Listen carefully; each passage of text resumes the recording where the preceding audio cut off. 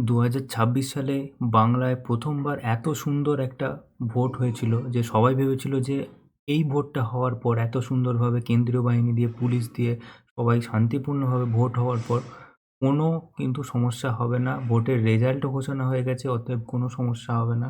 কোনো মারপিট হয়নি বা কোনো দাঙ্গা, কোনো খুন-খারাপি হয়নি এতদিন। কিন্তু রেজাল্ট বেরোনোর ২ দিন পর ৬ তারিখে যে খবরটা পেলাম সেটা খুবই হৃদয় বিদারক। এখন প্রশ্ন উঠে আসছে এটা কারা করেছে? বা কেন করেছে, কারা করতে পারে। তো আজকে এটা নিয়েই ডিসকাস করব। যদি তৃণমূল না করে থাকে তাহলে কারা করতে পারে বা বিজেপির সাপোর্টাররা তৃণমূলের উপর ডাইরেক্ট দোষারোপ করতে চাইছে যে তৃণমূলই করিয়েছে। তো সত্যিই এটা তৃণমূল করিয়েছে কিনা সেটা আজকে আমরা তো চলো ভিডিওটা শুরু করা যাক।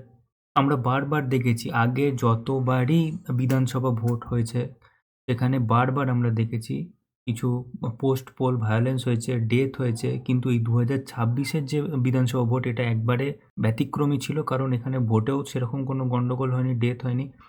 আর ভোটের রেজাল্ট ঘোষণার দিন, রেজাল্ট ঘোষণার পরে কোনো রকম কোনো ভায়োলেন্স হয়নি, কোনো রকম কোনো আপনার ডেথ হয়নি। কিন্তু ঠিক ৫ তারিখ বা ৬ তারিখে আমরা খবর পেলাম ঠিক দুটো তৃণমূল কর্মী, দুটো বিজেপি কর্মী মৃত্যু হয়েছে এবং ৬ তারিখ সন্ধ্যেবেলা যে চন্দ্রনাথ ধরের যে খুনের ঘটনাটা গেল সেটা খুবই হৃদয় বিদারক। আর সেই আবার পুরনো চিত্র, পুরনো এই ঘটনাগুলো আমাদের মনে করিয়ে দেয়। ২০২১ সালের অ্যাসেম্বলি ইলেকশনে ৩০০ টা ভায়োলেন্স হয়েছে গোটা পশ্চিমবঙ্গ জুড়ে এবং টোটাল 58 ডেথস হয়েছে। ৫৮ টা মৃত্যু হয়েছে পোস্টপোল ভায়োলেশনে শুধুমাত্র ইলেকশন রিলেটেড আর কিছু না। এবং ২০২১ সালের আমাদের সেই ঘটনার কথা মনে করিয়ে দেয়। সেই শীতলকুচি বা সেই সিপিএম আমল থেকে এইগুলো চলে আসছে। সেই মাওবাদী বা হারমাদ সেই জিনিসগুলো আবার সেই ঘটনাগুলো ঘটে আসছে। আগে হতো হারমাদদের গুন্ডসরা, গুন্ডারা এইসব মারপিট করতো বা খুন-খারাপি করতো। এখন সেই তৃণমূল ভার্সাস বিজেপি বা দুষ্কৃতী ভার্সাস বিজেপি এরকম একটা হয়ে গেছে।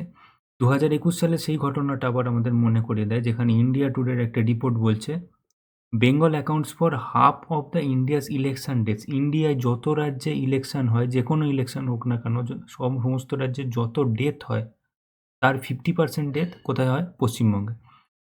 মানে সেই ১৯৬০ এর পর থেকে সেই সিপিএম আমল থেকে সেই যে একটা মাওবাদী বা নাক্সালিজম বা সেই যে একটা অ্যাটাক দুষ্কৃতীদের সেই জিনিসটা এখনো কিন্তু বাঙালিদের মধ্যে কোথাও না কোথাও কন্টিনিউ হচ্ছে।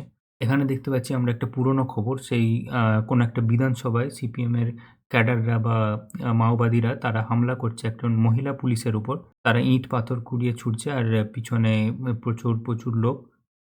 এই ২০০৭ বা ২০০৮ এ বা ২০১১ বা যেকোনো সময় সেই যখনই যেকোনো পঞ্চায়েত ভোট বা যেকোনো ভোটে তারা কিন্তু এইভাবেই অ্যাটাক করতো মাওবাদী দলগুলো।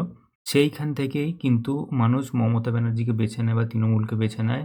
যাতে করে এইরকম আমাদের সিন আর না দেখতে হয়। এইরকম আমাদের হিংসা বা খুন-খারাবি না দেখতে হয়। কিন্তু আনফরচুনেটলি সেই প্রতিটা ভোটেই তারপর থেকে সিপিএম চলে গেলেও কিছু না কিছু ঝামেলা, কিছু না কিছু ভায়োলেন্স, কিছু না কিছু ডেথ আমাদের কিন্তু দেখতে হয়েছে। আর এবারেও তার ব্যতিক্রমী হলো না। এবারেও সেই একই ঘটনা দেখতে হলো। ঠিক ৪ তারিখ রেজাল্ট ঘোষণা হলো। সবকিছু ভালো যাচ্ছিল কিন্তু ঠিক ৫ তারিখ এলো, ৬ তারিখ এলো। সঙ্গে আমরা কিন্তু ৪ টে মৃত্যুর ঘটনা শুনতে পেলাম। এখানে হাওড়াতে বিজেপির ২ টো কর্মীকে হত্যা করা হয়েছে, লিঞ্চ করা হয়েছে এবং টিএমসি ওয়ার্কারকেও ২ টো টিএমসি ওয়ার্কারকেও তাদের খুন করা হয়েছে বীরভূমে। ঠিক আছে, কিন্তু ৬ তারিখ সন্ধ্যেবেলা যে মানে ৬ তারিখ সন্ধ্যেবেলা যে হাই প্রোফাইল কিলিং এর খবরটা আমরা পেলাম, সেটা কিন্তু আমাদের খুবই দুঃখজনক। কারণ এটা হতে পারে যে শুভেন্দু অধিকারীকে ডাইরেক্ট টার্গেট করা হয়েছিল, কিন্তু এখন তিনি সিআরপিএফ বা কেন্দ্রীয় বাহিনী বা পুলিশের অধীনে আছেন, তাকে অ্যাটাক করা সম্ভব নয়। সুতরাং তার যে কাছাকাছি কাউকে হত্যা করে তাকে কোনো মেসেজ দেয়া হচ্ছে শুভেন্দু অধিকারীকে, এরকম হতে পারে। এবার এখনই কেন বেছে নেওয়া হলো রেজাল্টের পরে? কারণ এখন যদি মারা হয় দুষ্কৃতীদের দিয়ে, আর এই দুষ্কৃতীরা কিন্তু খুবই ট্রেন্ড, সেটা আমরা দেখতে পাচ্ছি বিভিন্ন খবরের চ্যানেলে দেখাচ্ছে। যে বন্দুক বা রাইফেল তারা ইউজ করেছে Glock 47X, সেটি একটি আমেরিকান রাইফেল, আমেরিকান পিস্তল।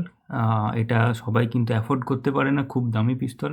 তো যেটা বলছিলাম, এই সময় যদি বিজেপির ওপর অ্যাটাক করা যায়, সেটা কিন্তু খুব সহজেই তৃণমূলের ঘাড়ে চাপিয়ে দেওয়া যাবে বা বিজেপি কর্মীরা যেমন সংবাদ মাধ্যমে বলছে যে এটা তৃণমূল করাতে পারে। সুতরাং খুবই সহজে তৃণমূলের উপর এটা চাপিয়ে দেওয়া যাবে। কিন্তু এটা হতে পারে অন্য রাজ্যের কেউ বা অন্য কোনো দুষ্কৃতী ভিতর থেকে কিন্তু এটাও একটা পসিবিলিটি আছে করানোর, বা অন্য কোনো দেশের দুষ্কৃতীরা এসে এরকম করাতে পারে, বা এরকম একটা কিন্তু পসিবিলিটি আছে।